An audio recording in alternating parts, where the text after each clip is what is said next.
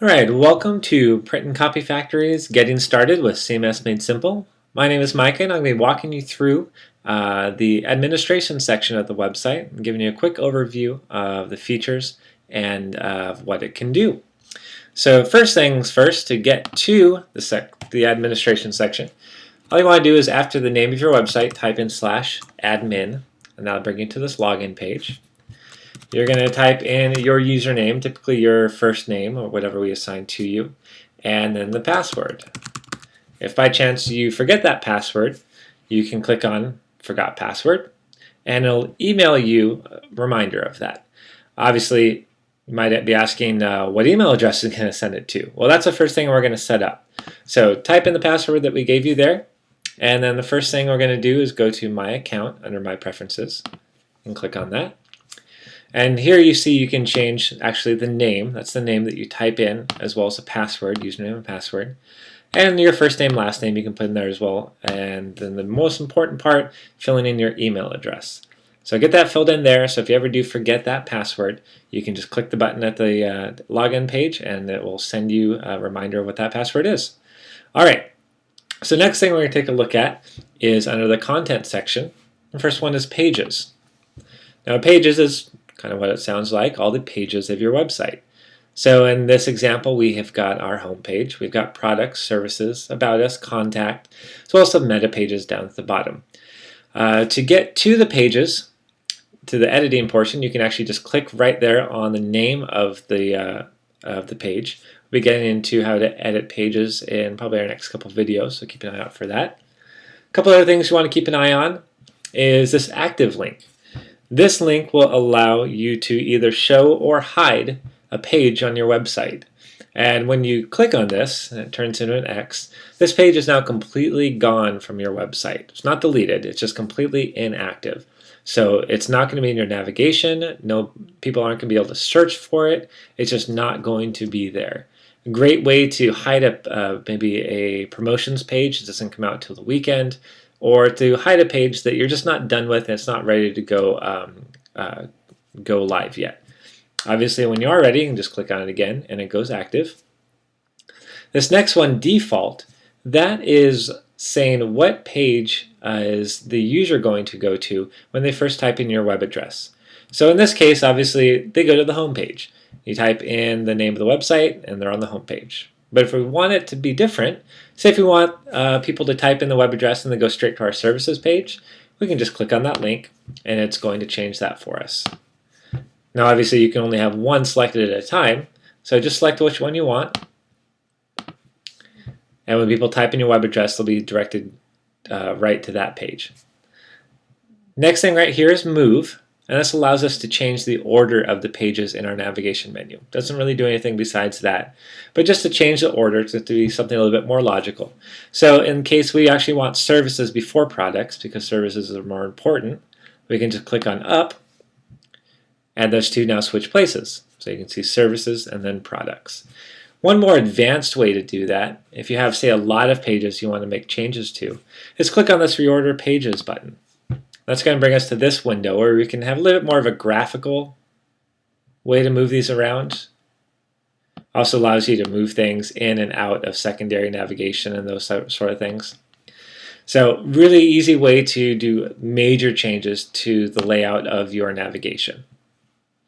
Okay, moving on over here. These links are the view links. They allow you to quickly jump to that products page, the actual page on your website. So if you want to see what it looks like before you go and do some editing, this is the link you're going to use. You can either click on it and go directly there, or if you right click on it, you'll get navigation to go, say, open up a new tab or a new window. Next one is copy. Copy would be really handy if, say, you have a template page that you lay out with just some basic stuff and then you want to use that page over and over again. It's a great way to use copy. Or if you have a very complex page that you want to make some major changes to, but you're worried you might mess it up, make a copy of it, start working with the copy, and if you like it, you can delete the other one, keep the copy, vice versa. Really safe way to be editing that way. This next one is just, again, another edit button, same as clicking on the name of the page, and of course, delete, throw it in the trash can. One more thing with these little checkboxes there, whatever's checked is going to take these actions. So again, we have delete, active, inactive, we talked about those, and some other more advanced things that we'll talk about at another time. So that is the pages section. Last thing to note, add new content. I'm sure you saw it there with the big green plus sign. That is where we're going to add additional pages. We'll get to that in another chapter for sure. That's going to take its own entire video. So moving on from there, let's take a quick look at the Image Manager. Image Manager allows you to, just as it says, manage your images. It's going to allow you to create folders, upload photos, edit them, delete them, all those sort of things. As you can see, we already have it laid out with a few folders here: banners, buttons, photos. If you were just to upload all of your photos right to this page, you have a huge list of photos and buttons and banners. Really tough to kind of sort through and figure out where things are. So it's a lot easier if you organize them together. So you can see you can create additional folders down there. So I am going to upload a photo real quick. I'm going to go choose. And it's a nice picture of me. That works. And hit send.